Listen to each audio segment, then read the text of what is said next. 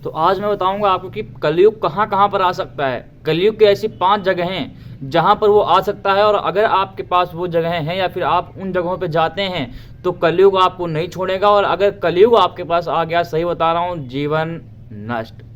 क्योंकि कलयुग जो है दिमाग को भ्रमित कर देता है, दिमाग को नष्ट कर देता है। सोचने समझने की जो शक्ति होती है उसको नष्ट कर देता है।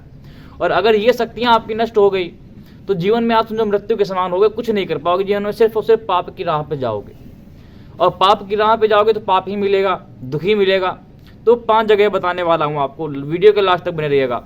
एक राजा जी थे, शायद आपने उनका नाम सुना भी हो। बहुत ही ज्ञानी, बहुत ही धर्माज्ञी, बहुत ही दानी आदमी थे, राजा परीक्षित। पता नहीं आपने राजा परीक्षित जी का नाम सुना है कि नहीं है, लेकिन जो राजा परीक्षित जी हैं इन्होंने बहुत नाम रोशन किया अपना, ठीक, बहुत ज़्यादा नाम रोशन किया और लोगों की बहुत सेवा भी की। एक बार ये वो जा रहे थे घूमने के लिए, भ्रमण पर जा रहे थे। भ्रमण पर जाते जाते उनको दिखा कि एक गाय खड़ी है, एक बछड़ा खड़ा है।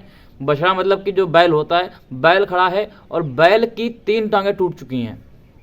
उसने पूछा कि भाई कौन है ये, इसकी टांगें क्यों टूटी है? तो गाय ने बताया कि ये धर्म है और इसकी 3 टांगें कलयुग ने तोड़ डाली हैं। उन्होंने कहा कलयुग ने तोड़ डाले? कहने कौन कौन सी टांगें? उन्होंने बताया कि धर्म, सत्य और पुण्य। क्या इन तीनों टांगों को इन्होंने तोड़ डाला है बिल्कुल। और वास्तव में कलयुग में ये 3 चीज़ें आपको नहीं मिलेंगी, ये बिल्कुल नष्ट हो चुकी हैं।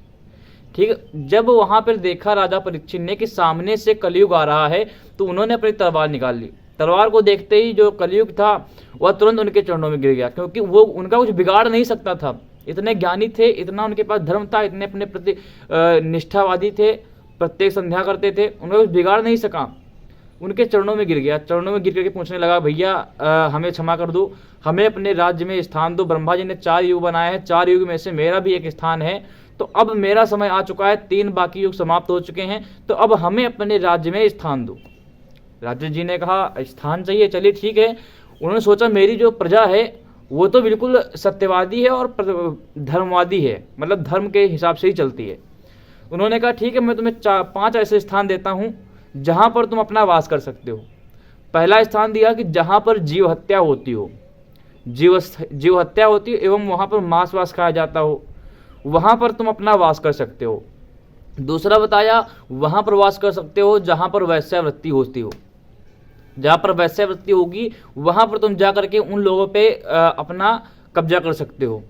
तीसरी चीज़ बताई, जो अपने परिवार का ध्यान न रख करके बाहर स्त्रियों के प्रति ज़्यादा सम्मोहित होते हो, वहाँ पर भी तुम अपना कब्जा कर सकते हो। चौथी चीज़ बताई कि जहाँ पर साफ सफाई ना होती हो वहाँ पर भी तुम अपना कब्जा कर सकते हो। 5वीं चीज़, जब उन्होंने 4 चीज़ें ऐसी बता दी तो कलयुग ने सोचा कि 5वीं चीज़ में फिर से अपने मन की चीज़ बताएंगे।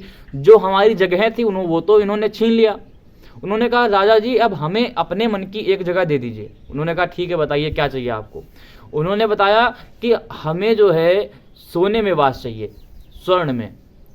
राजा जी ने सोचा, कह चलो अच्छा ठीक है, दे दिया, एक चीज़ दे दो तुम्हारे मन की। और जैसे उन्होंने सोने में वास दिया, उनके सिर पे भी रखा था सोना, सोने का मुकुट रखा था, तुरंत उछल करके उनके सिर पर बैठ गया। अब राजा जी का दिमाग खराब हो गया। तभी उन्होंने जो है जंगल में एक बार गए थे शिकार करने के लिए, वहाँ पर एक सन्यासी जी अपनी तपस्या में मगन थे। तपस्या में मगन देखा, उन्होंने पानी मांगा, उन्होंने आंखें नहीं खोली, सांप उठाया उनके गले में डाल दिया। तो ये सारी चीज़ें उनके, जब कलयुग उनके सिर पर सवार हुआ तब हुआ। फिर उन्होंने श्राप दे दिया कि तुम्हारी एक हफ्ते में 7 दिनों में मृत्यु हो जाएगी।